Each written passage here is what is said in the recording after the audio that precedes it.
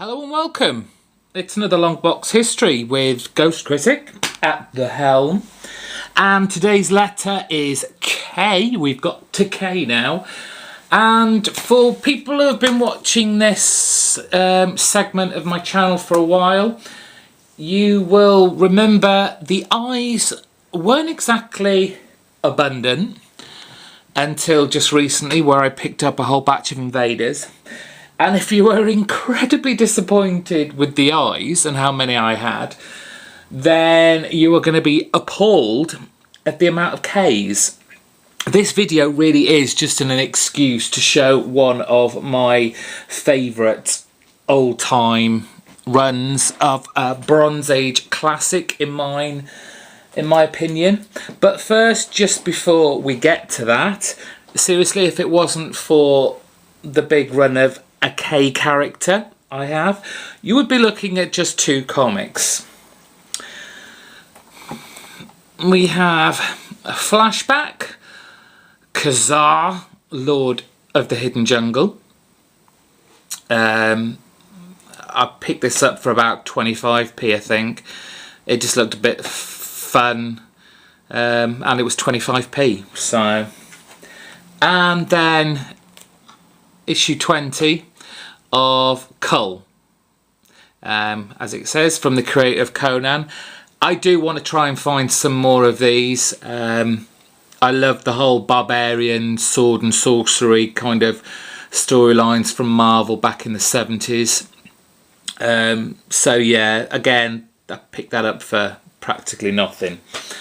Anyway, that would have been it. That would have been bye-bye, that's K for you. But, you know, I know you've seen these before, but it's just a big excuse for me to show Kamandi, the last boy on Earth. Yes, it's Jack Kirby. We all know by now my fascination and obsession with the artwork of Jack Kirby. It is just fantastic. Kamandi, out in 1972. That's issue number 6. Lasted for 59 issues and got to 1978. Issue 8. The first 37 issues of this was written primarily by, well, it was Jack Kirby writing and doing the artwork. Number 11. And then he did a couple of issues where I think he just drew the artwork, and then it went on for the rest of the issues with, I think it was Conway, I believe. I am obviously trying to find the first 37 issues to complete my Jack Kirby run, and then we'll start looking to finish the series off. But for me, it's just a really fun, exciting title to read. Clearly, someone at DC said to Jack Kirby, we want you to do a kind of Planet of the Apes type story, you know, walking, talking monkeys, etc. And so, you know, Jack Kirby being Jack Kirby just did that, but went another step further, and you have talking dolphins, tigers, leopards, dogs, the whole gamut of animals were, I think the word's amorphosized, is that right?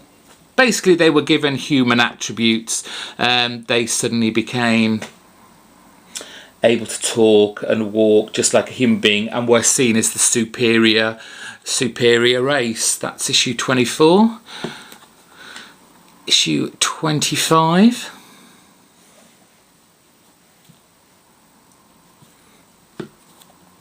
Issue 27. I've got 2 copies of that. I have to obviously mention my very good Canadian friend Costin Bromstar. Scott himself helped me out a lot with some of these issues. He recently sent me issue 28. And it is one of those series that, you know, ever since I've started collecting them, I keep coming back to them and reading them over and over again. Issue 23. And obviously the artwork is just amazing. I just there's something about Jack Kirby and his early 70s work that is just, it just enthralls the reader. It's a visual medium, and he just fills every page with detail, from the very edges to the very centre, right into the middle. And I'm finally there with my Kamandis, issue 30. So still quite a few gaps, but I've been seeing a lot on eBay that I'm waiting on to jump in there, hopefully at the last minute. Finally, it's a DC Elseworld story, but it's kind of Kamandi related. Kamandi at Earth's End. It's I guess you could say it's a kind of retelling on an Elseworld. It's a different version of Kamandi, and it's okay.